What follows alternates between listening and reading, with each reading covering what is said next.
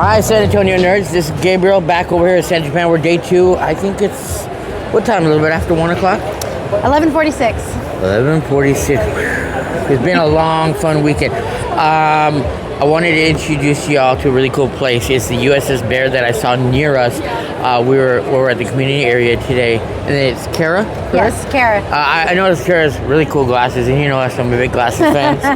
And then I saw like I'm a private Trekkie nerd, you know. Private. I got my family's all Star Wars, and I like Star Wars, but I get into the science part, and I like get into the whole like, well, you can't technically do this, and I saw this and I remember I was talking to y'all the other day for a little bit, and I wanted to let everybody know out there kind of what you guys do. Yeah, it's the USS Bexar. We're 33 years old. We're the senior chapter of San Antonio, and we are one of around, I think it's almost 50 in Texas and Louisiana from our parent organization, Starfleet International Fan Club.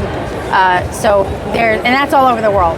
So we're one chapter, and each chapter governs themselves. You know, you get, your president, which is our commanding officer, and me, which is actually, I'm the second in command of our ship. And I've been that way. I joined now, I think this is my since 2016. So 2016. Yeah, so I joined, I actually, right after I graduated college and master's, kind of had a job, and I really wanted to do something. And I tried other groups, but anyone else, a woman in the nerd world, it's really hard to find something that's both appropriate, welcoming, and inviting. And it's another conversation we could probably have for 4 hours. That would get deep into like how I will just say I had a bad experience of meeting another group, and I won't say who it was, but a male licked their teeth at me, and I was like, "You're not for me." Like, right? It's not a welcoming space.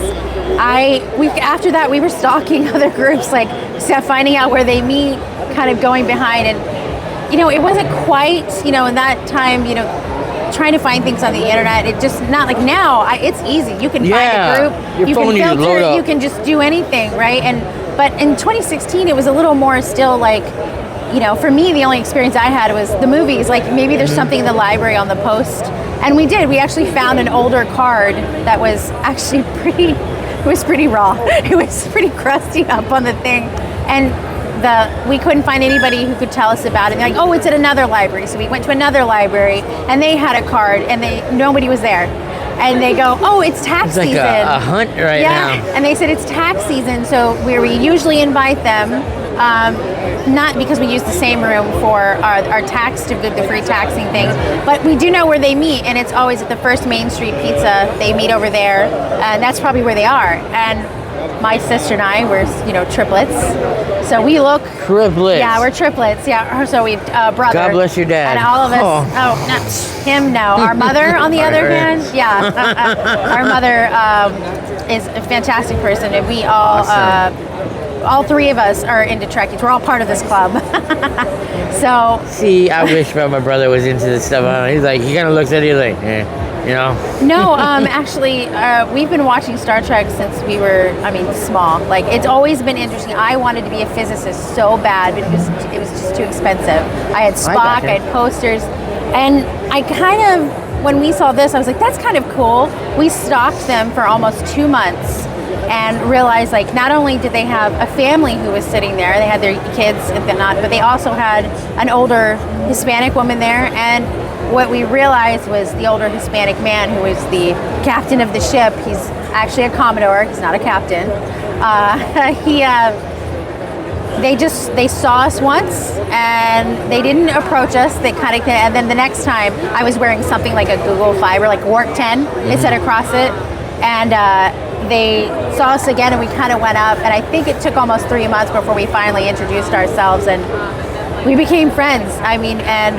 My sister and I were really part of bringing this club to the future. Like we everything with the internet. My sister's good with graphics. I really like. It's a really pretty card. We'll post it, but you guys, it's really cool. Please, and she was doing her own website. I did content kind of stuff. So we just got to know we had a lot of energy, and we, most of our members are actually senior citizens, 65 plus, and we were kind of hungering for that kind of mentorship kind of thing. And I'm a project manager in IRL, boring kind of stuff, but I wouldn't be able to have the skills. I learned them because he used to be in sales and talking to people. And I can remember the first event I worked is at Downtown Public Library, their Pot Madness.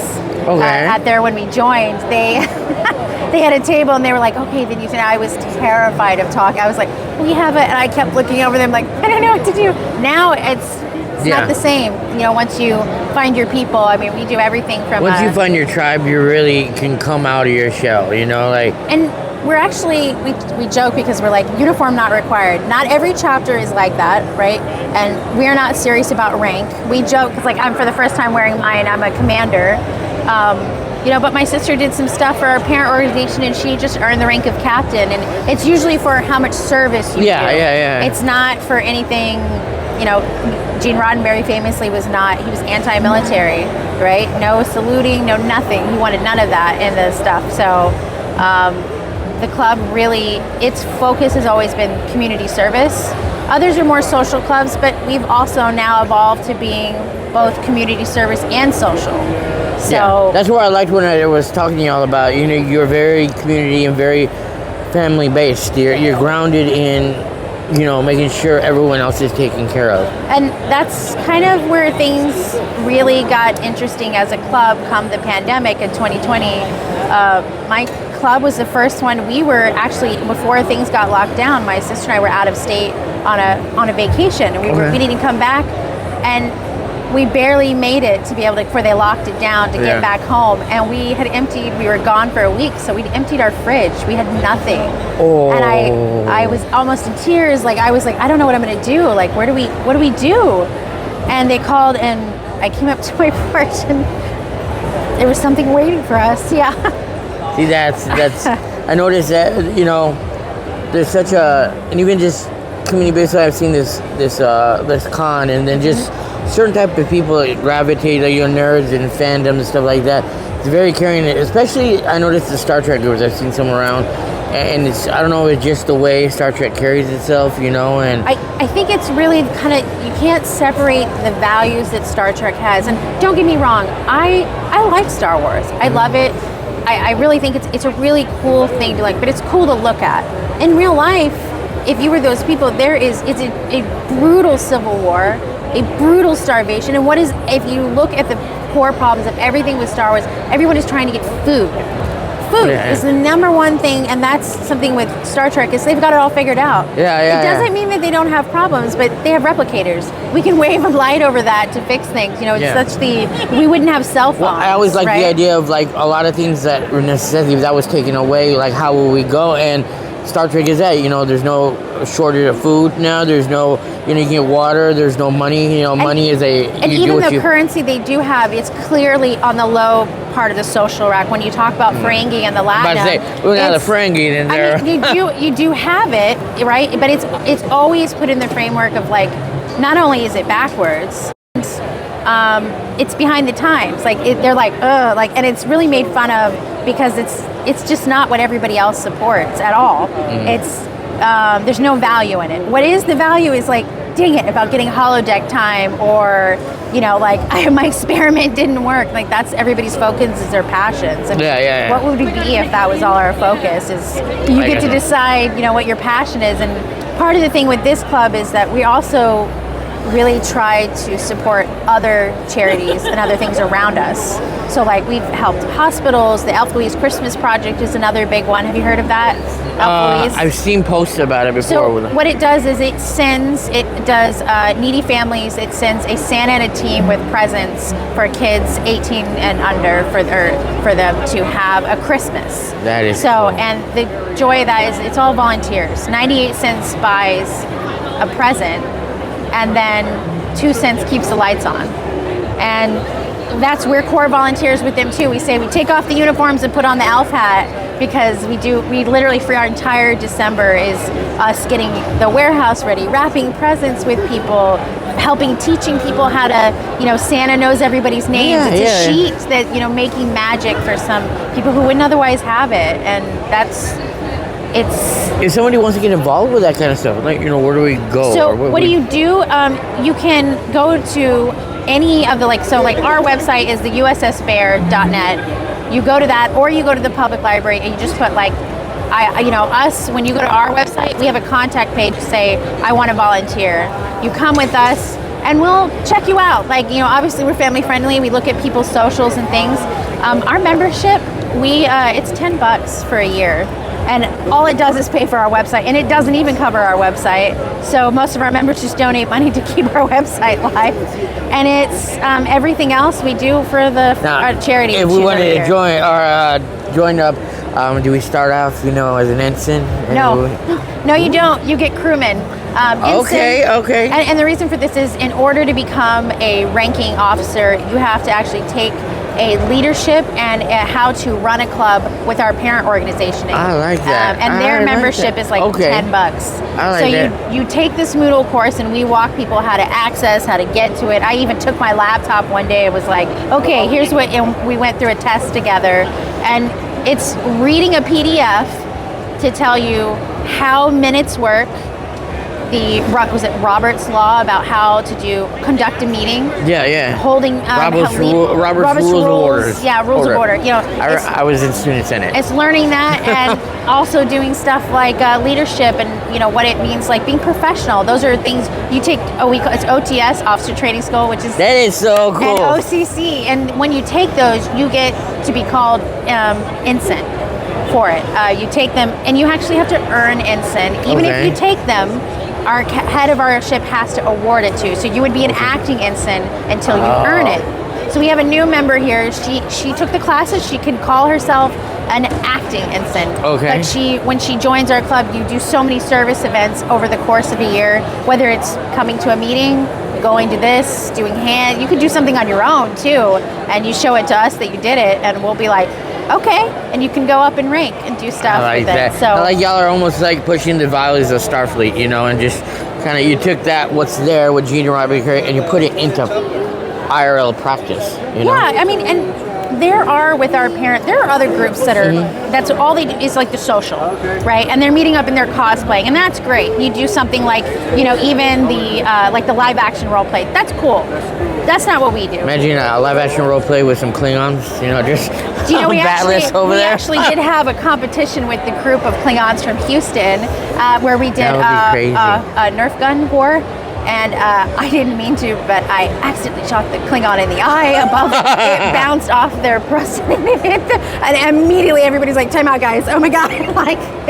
Nobody does anything like that. When I saw the swords guys this morning, or the first day over there, I'm like, wouldn't that be cool if somebody came dressed up as a Klingon with a bat'leth? And I'm like...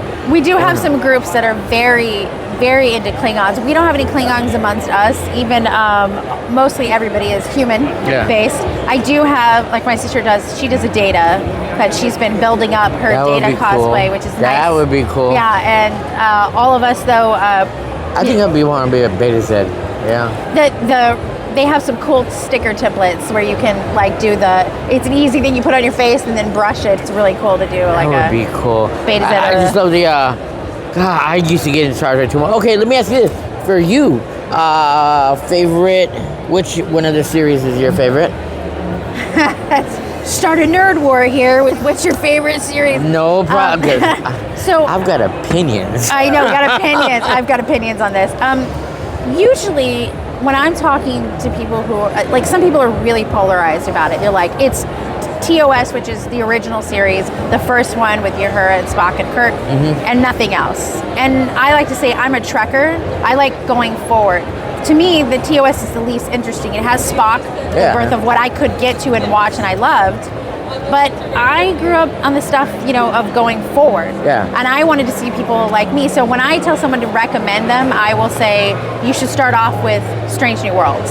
Because it's what TOS wanted to be. I love what they did with the... Yes, I really like how they've done it. I usually tell people I wanted Discovery so bad because for the first time seeing a woman who is a refugee, an adoptee, to a family that supposedly has no emotion, it's not, but that's not really it. It's not really it, is it? I mean, it's so much more human and complicated our, condition of the relationships are more. It's great. I love her depths and her layers, And then you go to do the time jump, and I'm like, no! Like, I was like... But if you think, it's almost like Starfleet starting back over again. Like, it's like... Some people really like like to be part of the beginning of something. But I also, honestly, the favorite of all of them now is Lower Decks because of how it makes me feel.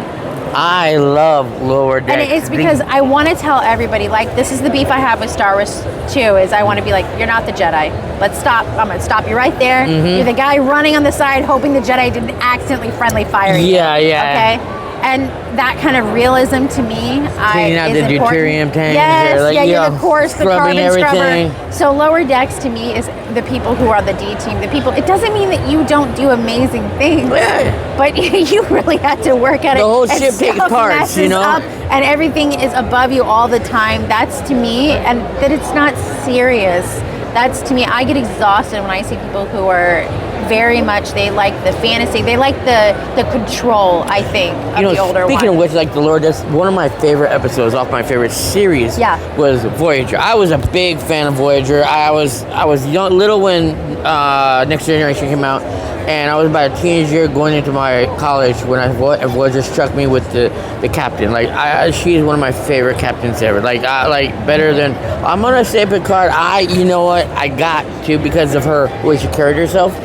But there's an episode there where she went down to the Lower Decks and we're talking with some of the crewmen that were getting a lot of stuff done, and I really liked that episode that kind of showed her that. I have the actress's autobiography. I've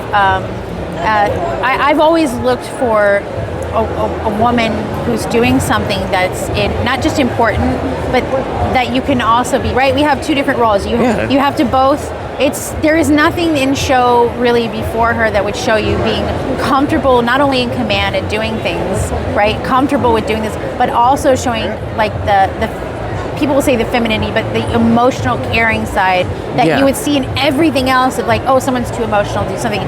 But then you would see Janeway like in those private, where they're like, I think there's actually, I can't remember the episode, but there's something where Paris and Kim are sitting at the table, they're having lunch, and she comes in, and it's clearly it's because she's lonely. So she's kind of coming in and she talks a little to Neelix.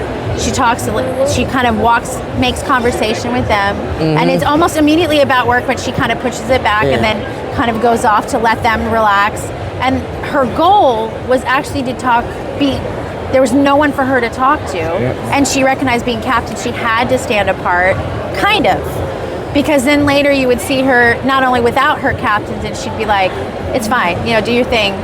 And she reached out again, but this time to Chakotay to have tea, to have a cup of tea and and just sit there with a cup of coffee. I think he offered tea, and she was like, I don't want that. And she had her own coffee mug she always had, because she needed a hot black. Nothing else. And I think showing the human side of her, of also like yearning to connect, but also knowing her very difficult position of having to show them strength because people feel like they're coming apart or panicking, and she's not doing it. But then that the camera very specifically showed us her in her room and wiping away tears from crying from of being like, this is hard that's going on, but then also showing her strong. Like, it doesn't make her less of a leader to then have that emotion. So I was really floored. Like, my thing with Picard is that a lot of times in the TNG, you start, and I call it, I see it in old cop shows too, where someone is like immediately yelling at something, and I'm like, okay, first of all, that would never happen in a real life scenario, because when you start yelling, you broke down communication, right? You're not actually speaking to someone else. You're not accomplishing. It doesn't make you stronger to yell. And so when I see Picard, a lot of times I'm like, stop what you're doing. You're ruining the whole. And some people think he's a really strong leader. I don't. I don't think so. I think you lose control when you lose your own control.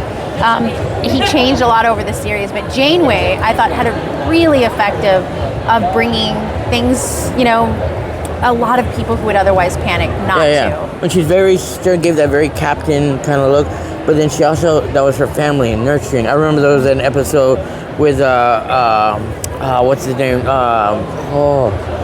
brand new ensign. Oh, I'm having a brain fart. He's always there. What is his name? Is it Brand new Tom ensign. Yes, he was just in. Are you talking about Kim? Kim. Yeah, Sorry, Ensign it's Kim. Sunday. Yeah, Harry Kim. Yeah. Sunday. It's Sunday, and I know Harry Kim. Trust me. But he's been that first one, and he ended up. They were with a generational ship, and he fell in love with this other girl, and they started having problems because they couldn't be together. And he snuck over, or just transmitting, and she pulled him aside, and she's like, I'm stern, but I've seen you grow and this and that, you know, and you're somebody that I've, you know, took under, you know, and it hurts. She was explaining how it hurts, but at the same time she sees him growing, you know, and it was just that nurturing side, you know, saying how she really cared. There were people that she had that she really, really grew close to. And also that she provided several times a moment of leadership, of not forcing that decision on people. Yeah. I think when we were all talking about this yesterday, about the episode where they meet another ship that was not as it's a ship that's out in it. The Equinox. I went home and watched that last. I was so their whole thing was that they were actually abusing the things and taking and killing things to take the power. And there were several times where they just don't give in to the shortcut, and that kind of strength that she had. I was really glad that they gave her a foil to show listen, we could have done this, but that's not what we're doing. And had they been all Starfleet, would they have? Because they're not all Starfleet, yeah, right? They are very... They're Maquis and the Starfleet, who then come together in what can be more Starfleet than that, of knowing that the greater mission is dude, we can die out here and never see our family if we don't figure this out. Well, see that whole crew, that's why I love Voyager so much. That whole crew, each depth of them, each one of their separate beginnings, you know, how they ended up, you know, B'Elanna Torres, really aggressive, hardcore, just Maquis, you know, fighter that was, you know, and then she grew to be a great engineer. And very, you know, she could, you know, balance her, you know, emotions really there, but without sacrificing some of her, I would say her brute. I think they make the Klingon, talking about the Klingon biting or the breaking the arm for affection. They make jokes all the way, I think, to the end. I remember there was one episode with Neelix, and he ended up there was that Klingon ship. Yes, do something like that. You know, that's kind of with when you talk about TNG, I always saw it as it could almost be a creature feature, some of the drama that was happening. And even for me, it wasn't there yet with any of the women portrayed in the show, right? It felt very much still space Western kind of thing.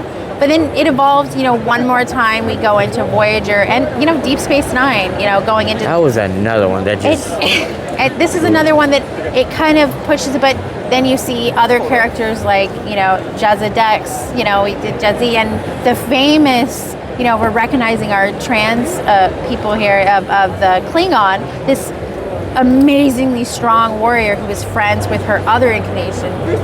You know, name changes. You know, her calls her by her dead name, and she says very clearly, "That's not me anymore." And what does he do? He cheers and he goes, "Yeah," and then says her new name and goes on. And I think it's one of those things that at the time might have slipped under, but for everyone who matters, you know, who sees this, you can tell it really does matter. And it comes back around, and you know, especially now. Can you answer her? We're definitely looking at, you know, those episodes kind of come back around, and Star Trek's always been that kind of thing where you can look at and you can gain a lot of that stuff from, you know, struggles of any type of, you know, thing, and I really like it. And so trust me, we can probably get deep into Voyager. I know, right? We just started going.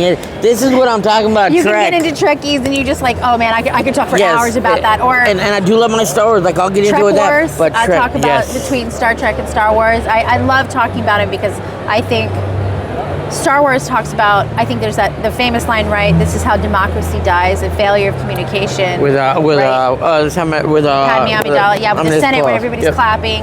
And there's also other ones this is a failure to listen when there's first shot done, and you know the different levels that it sends to. And then you get to Star Trek, and a lot of it is that not only have we made it these bears, but as humans, how we keep going forward. And we can do things better together. I think that's really what our club, between all the charities we support and the action we do, it's why it's so important to us, is to make life like Trek. That's our favorite. Make life like Trek. Write your congressperson. We have our our postcards we give out to people for that Look, reason. guys, if you're in, trust me, when you're a Trek, if you come over and hang out with these guys, you're gonna be here for hours. Like that's what I was, and we have a booth over there. I'm like, I don't have to get to my booth. Sorry, Like, I go to someone else's and I could talk and start talking. Yeah, and it's so much fun, and so we'll do a short part of the interview, a long part with it. Trust me, guys, because I'm sure there are gonna be people on here responding back. Well, you got this wrong here. I'm like, dude, just chill. I know, right? I always think like, it's like I distill a lot of information, a lot of things about. I love books, which are completely all the Star Trek books. There's just so much stuff in there you can do. That's another thing. I mean, we're gonna start talking again. Yes, yes. Well, you guys have a lot of stuff here. Where can people else find you online? And then we got the cards. So USS Bear, you can find us online at ussbear.net. And you said there's a big group, kind of like Star Wars has the 501st, the 501st, and it moves into the small groups.